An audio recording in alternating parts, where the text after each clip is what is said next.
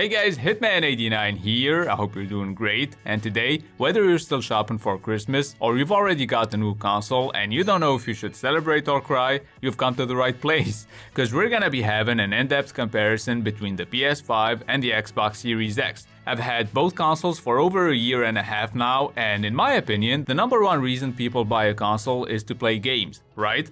So, let's start this comparison with the best exclusives that came out this year. The PS5 is going first, and earlier this year we've had Horizon Forbidden West, which is, technically speaking, the most beautiful game this year. I found its open world a little boring, but all around the game is great. We've also had Sifu and Gran Turismo 7 during the first trimester. Later on, Stray came out, then The Last of Us Part 1, and, last but certainly not least, God of War Ragnarok. Keep in mind The Last of Us Part 1 is just a graphical overhaul, so it's definitely not worth $70, whether you play the original game or not. But God of War Ragnarok is worth every penny, even though it felt like a PS4 game with slightly upgraded graphics on PS5. Now let's switch sides and see what we've had on the Series X this year. We first got Crossfire X, which I think we can all agree sucks dick. As Dusk Falls and Rogue Legacy 2 are for those of you who like 2D stuff. Oh, and there's Grounded, a good survival game that finally had its full launch a few months ago. It can obviously be played solo, but it's much better with friends. Deathloop used to be a PS5 exclusive, but it landed on Series X and Game Pass in September. It's got horrible AI, but the gunplay feels good, so it's definitely worth checking out. Later on, we've had Scorn, which disappointed a lot of people, including me. So let's just hope High on Life will be great, or Xbox's year would be shit. Let me know your favorite 2022 game, mine is Elden Ring, but most importantly, don't forget to fight anyone who disagrees with you in the comments section. By the way, I made a video on the best Series X games and another one on the best PS5 games to play this year, so click the bubble that just showed up if you're interested. Yeah, I'm plugging my stuff. Anyway, now that we discussed the best exclusives, let's talk about the controllers. This time we're gonna start with Xbox, and as you can see, the Series X controller is pretty much an Xbox One controller with a share button in the middle. Even though it's far from being innovative, the Series X controller feels more ergonomic, especially for those of you with small hands, if you know what I mean. All jokes aside though, the controller still requires AA batteries, which I think is a bummer.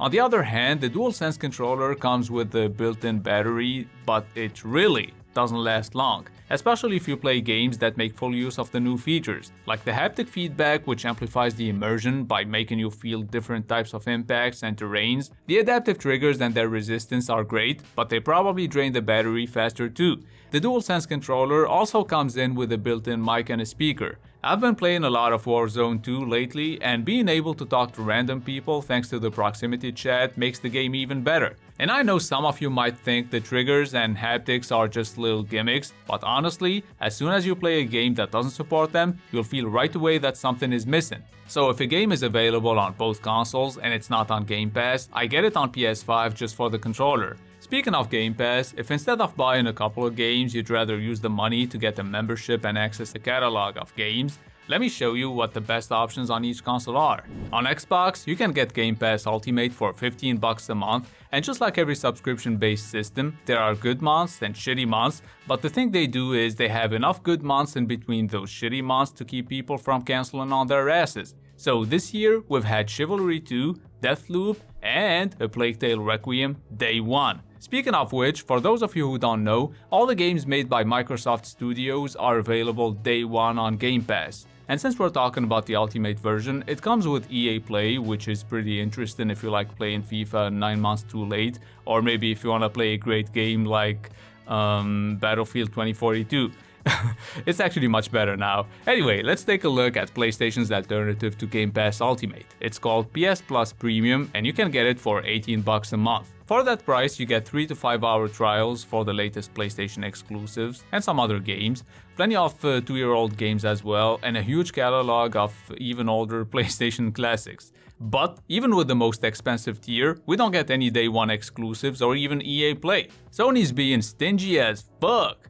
Well, at least we get Ubisoft Plus, so we can play Assassin's Creed Valhalla and some other games. So for me, Xbox Game Pass Ultimate wins hands down. By the way, shout out to buygames.ps for always providing me with all the Xbox and PlayStation games I need. Their link is in the description. Now that we talked about the games you can get on each console, let's take a look at where you're gonna store them. Your butthole, obviously.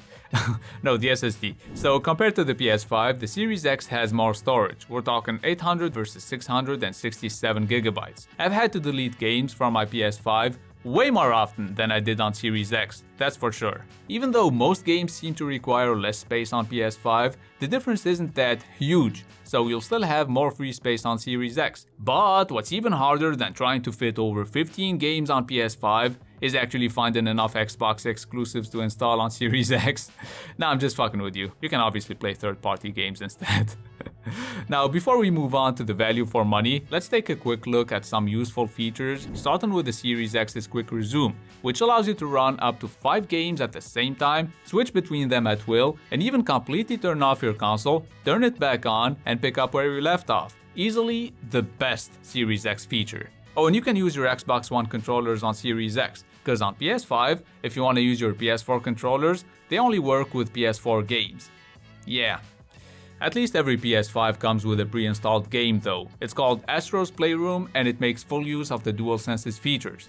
2 years later, we usually have a price drop. But this time, the PS5 is having a price increase pretty much everywhere except in the US. So the retail price went from $500 to $550 for the regular version and from $400 to $450 for the digital edition. Needless to say, Sony's being a piece of shit. Because at least the Series X's price is still $500. There's also the Series S for $300, but I really don't recommend it because it's weak and it shouldn't be considered the next-gen console.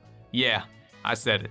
Plus, we're talking about the Series X here. So I bought both consoles for way more than their retail price, and I honestly don't regret it, because both consoles are pretty solid and they're worth every penny. Now, let's finally have our verdict. If you're mainly into single-player games, get the PS5. You'll love it. But if you're more of a multiplayer person and none of the PS5 exclusives look interesting to you, then get the Series X with Game Pass and you won't feel the need to buy games for a while. Personally, I have both consoles. Oh, you jelly? You're jelly, aren't you?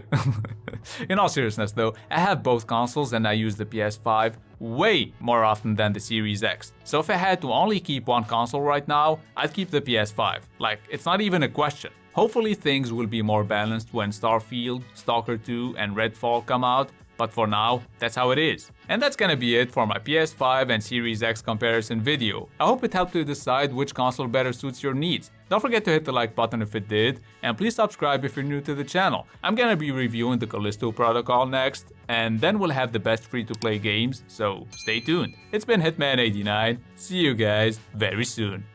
For the pay stub or you'll pay up. Don't make love to the game, bruh. Fuck the game up. Change up, rearrange stuff to your greatness. Famous for the way up. Play the game, bruh.